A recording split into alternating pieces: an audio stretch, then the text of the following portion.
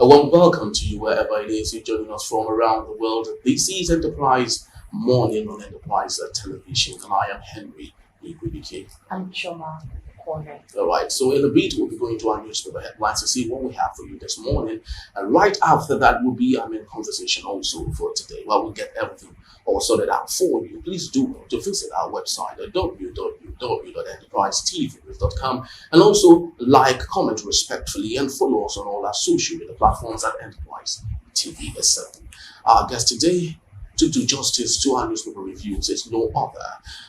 He is an attorney from Rabbi and public affairs commentator, Evans Ufeli. Good morning to you. Good morning, thank you. Welcome Morning, to the Rise of thank you. Morning today. All right, so Choma, let's kick off our newspaper reviews today, but particularly let's take a look at the issue with the Redeemed Christian Church of God, especially as it concerns the suspension of Iluyomade for 3 months. The Redeemed Christian Church of God has suspended Pastor Idowu, senior pastor of the City of David Parish of the church. He's also the head of the Apapa family of the Rccg. Barrister Vance, the reason he was suspended, of course, I know you would have gone through the story, was because of his failure to respect, lots of instructions that was given to him. The call to discipleship is a call to obeisance for the hierarchy. How do you think this is going to play out, knowing that this is someone of influence that for so many years has been very instrumental to the City of David? Yes, you see, when it comes to the issue of Christendom and religion, doctrine plays a role. Every church or every religious body have doctrines, and one of the common denominator that cut across virtually all doctrines is the issue of moderation. Even the scriptures, when you look at the scriptures, say you should do everything with moderation. Okay, moderation will mean that you should not be overboard, because of the principal reason that a lot of people are looking up to you and they are drawing influence from your lifestyle. There are a lot of followers, the sheep and all that. So if you are not able to, bring your life under control, under moderation, so many persons are going to be misled. Apart from the fact that it's also a sin, you are going to lead or mislead a lot of people into the same issue. He's been one who is very influential. But him and the wife, they have taken to opulence and flamboyance and disregard to constituted authorities.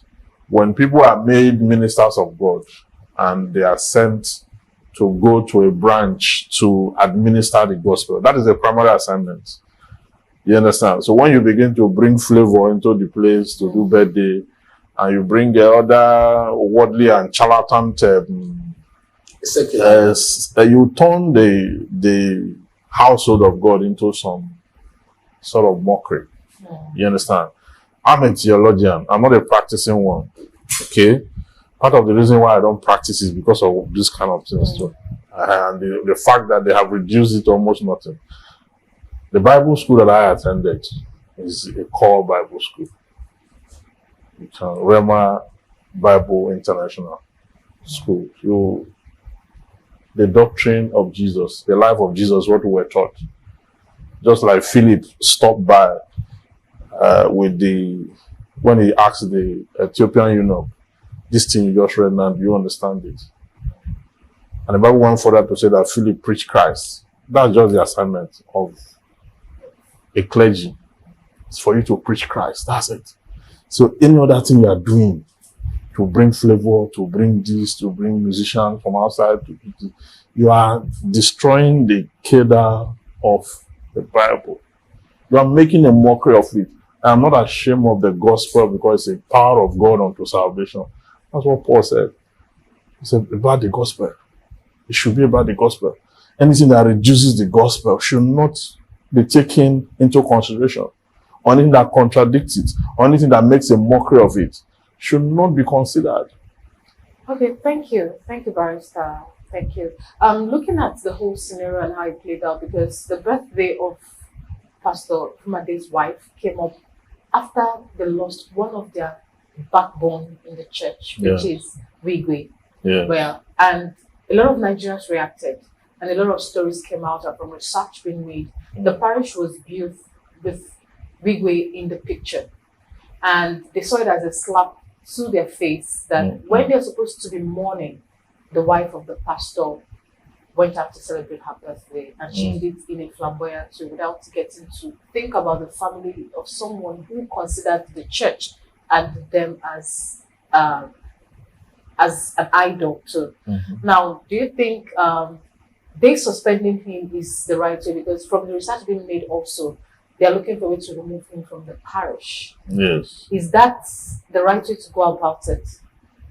You see, the authority of the church, by their wisdom and by their direction, if they feel that transferring him away or suspending him is what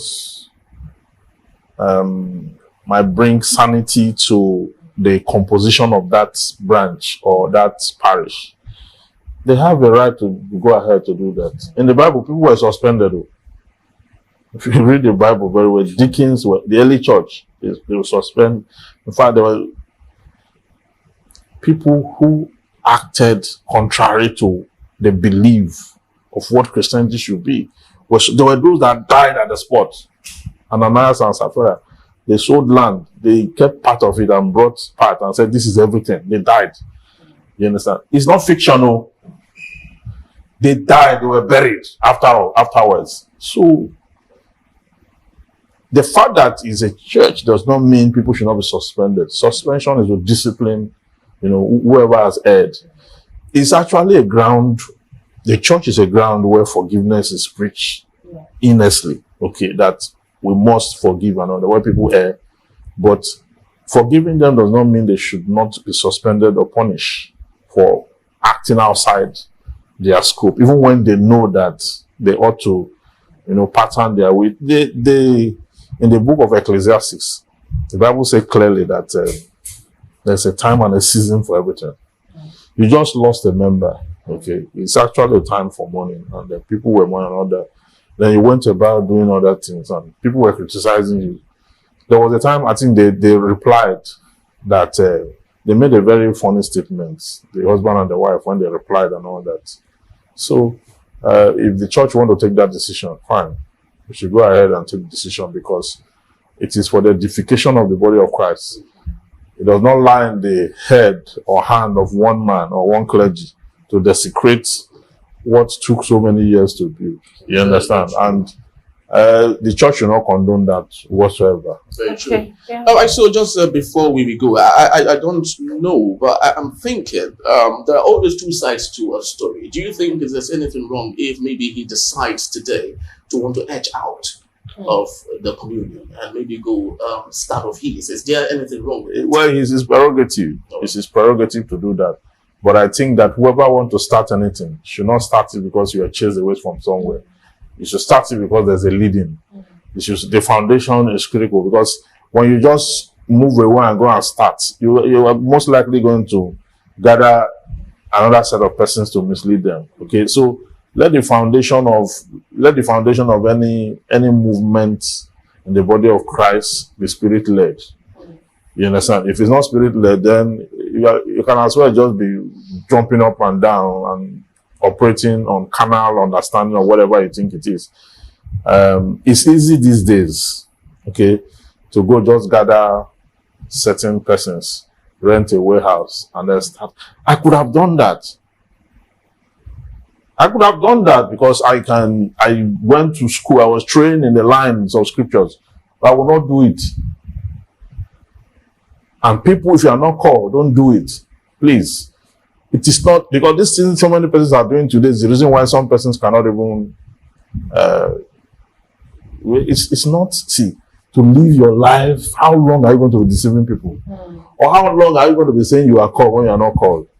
Or how long are you going to do that? So, I think he should stay put, but he should change his ways and allow the peace of God to reign in that place so that people will have Thank Right, you. so that's good. So let's quickly move on to our next daily for today. It's coming from the Guardian newspaper. And the big story here says business is grown as a labor grounds economic activity.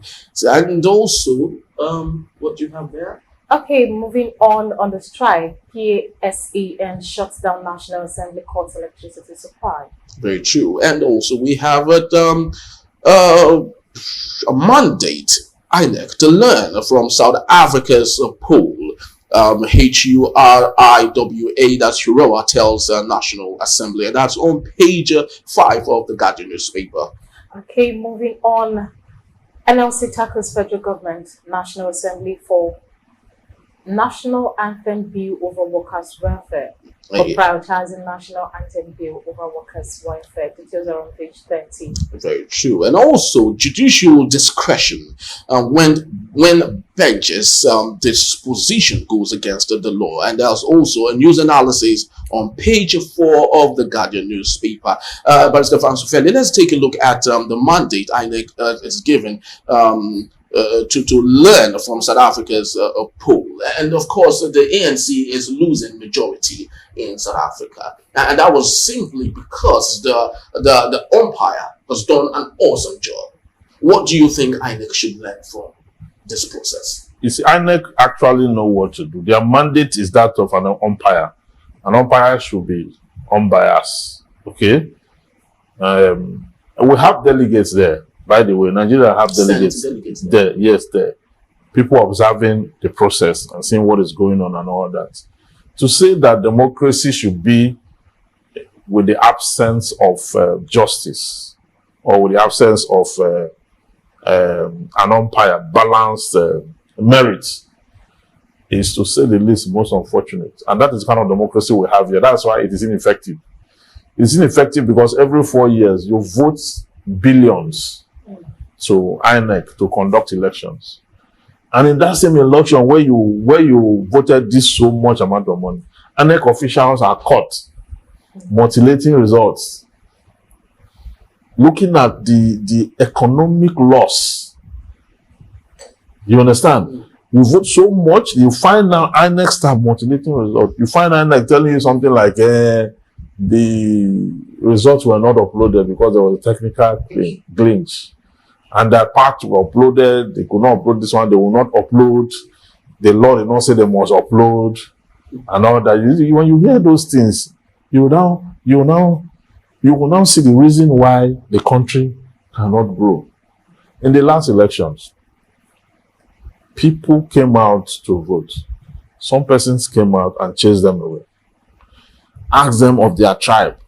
In Lagos here, Center of Excellence. Ask you of your tribe, you say your tribe, they ask you to go back.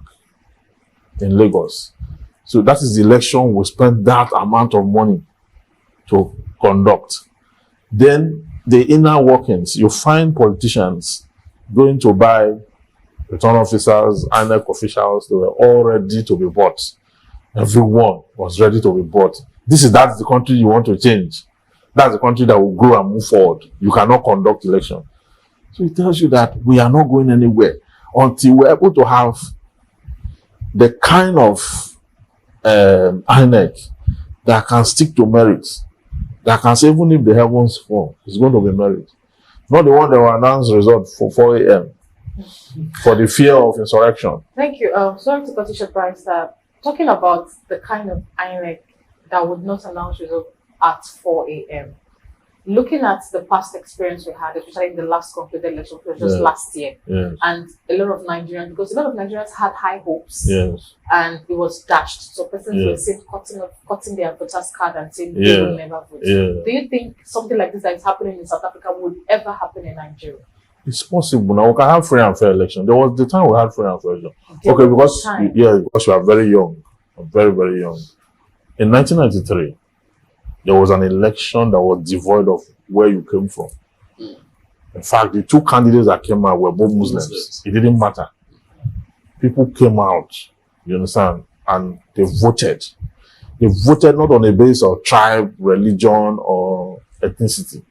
They voted on the basis of the fact that someone, Abiola, had no campaigned and then had painted a picture of what Nigeria should be and was practicing it before he contested that election.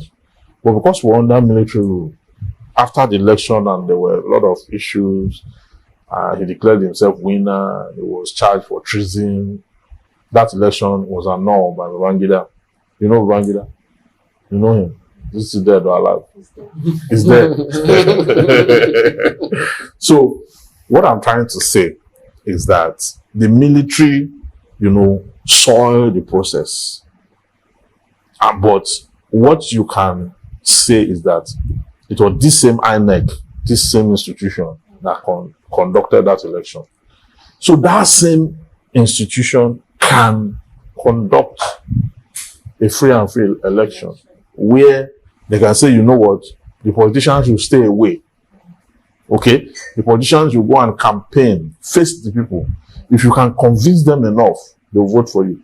If you cannot convince them enough, then that's your business. That's the kind of INEC we should have. And that is why a lot of people are saying, let's have e-voting, let's have a voting system that will be devoid of the politicians interfacing with the people, so that with the umpire, so that you can have free and fair election. You see, if you don't have free and fair election, you are going nowhere. You see, all this one was saying, subsidy is gone and all that. The story could have been different. You understand? And I think it's very safe to say that the former president, the military president, that is Ibrahim Badamasi Babangida, or IBB in short, is still very much alive. Yes, very much. And we wish him so many years ahead also. Okay, moving on. The next paper on our decks is the Daily Independence newspaper. And the big story here says Labour cuts bar, shuts courts, airports, ministries, schools. Yes, and the rider, what's coming on that big story with the rider? Okay, we have few riders here, and it says indigenous airline operators lament loss of over 1 billion naira. Labour leaders chase workers away from offices. Duty posts. Very true. All right, so we have on the bottom strip of the same newspaper, Rivers crisis, tempest over. Now it's time for quality project delivery, and that's coming from Seminalaye Fubara. What else do we have on the... Okay, still on the Daily Independent newspaper, CAN urges dialogue compromise to resolve ongoing strike. All right, so let's get into one of the most interesting story here, and it's still on River State. A tempest is over. Do you really think tempest is over? Yeah, it depends on what you mean. What is over? I mean, tempest will be the storm. The problem we've had there. Yeah, because of course the structure. Yes. When we talk about, local government is taking over, national state assembly taking over. So I guess that should mean tempest is over. Yeah, that is, well, in a way, there seems to be calm, but are you sure it's over, really? Because the way, the man called Wike might wake up one morning and start another fresh this thing against that state and all that. But we hope and believe that the tempest should be over. The court have asked those who are parading themselves as lawmakers to stop doing so, because that perhaps means their seat is vacant by law. Like we have said this over and over again. You don't need to go to court. It's not in the constitution that when they vacate their seat, you will not have to go to court to get an order that their seat is vacant. No, their seat is vacant upon that action, and they've been told that they should know that by now. There's relative peace in the state. And you know why there's relative peace now? We have been telling Fubara these things. Take charge. This tempest wouldn't have gone this far if he had taken charge at the beginning. We were shouting this in at that time. Follow the law. Forget about the president's intervention that you are signing. You are saying, there's no price too much to pay for peace. And I was laughing. Which peace? Which peace are you going to get under illegality? When you come together, you are working in concert to set aside the constitution. And at the same time, you are talking peace in the same sentence. You cannot have peace when you set aside the constitution. It's not possible. So now I'm happy that it is clear now he has seen it that if he exerts himself as a governor, he will be able to reduce the voices of dissent around him, because he has the authority to so hold his staff as the governor of the state.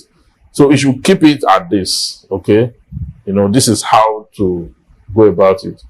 What he should do is to make sure that he increases, you know, the quotient of governance. So that, because the state will be lacking behind now because they've gone through too many turbulence.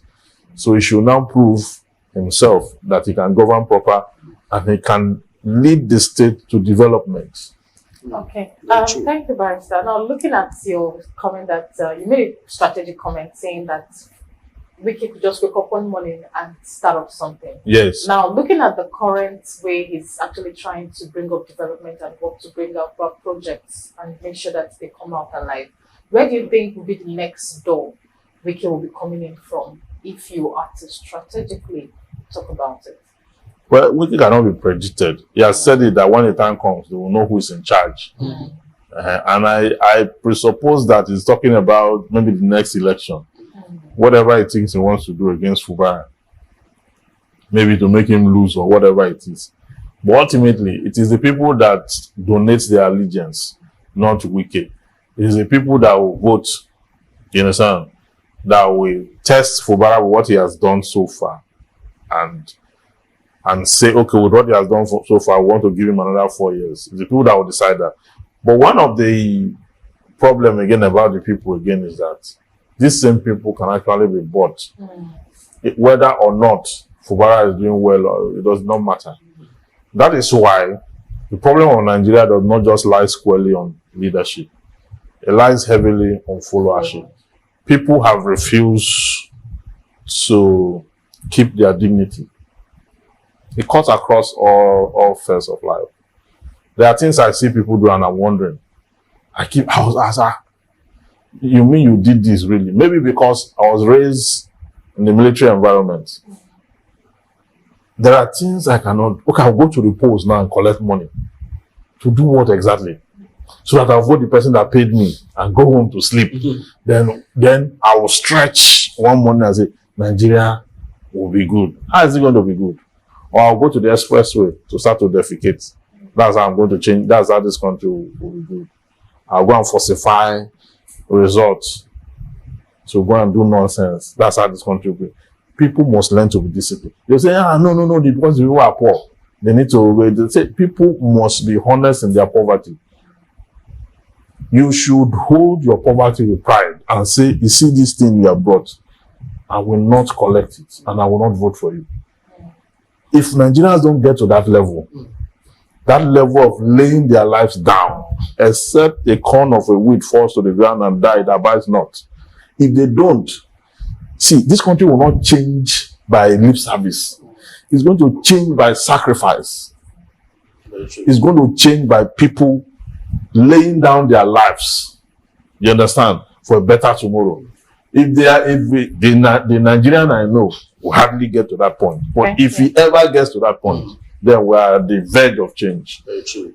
Well, this is just about the quality of time we have for this segment. We'd love to say thank you to Barrister Vance Ufele for being part of our show. And just to equally let you know that he will be around to take us on our main conversation if that's possible. So. Okay, when we return, NLC TUC reached agreement with federal government after first day of strike grounds economic activities across Nigeria.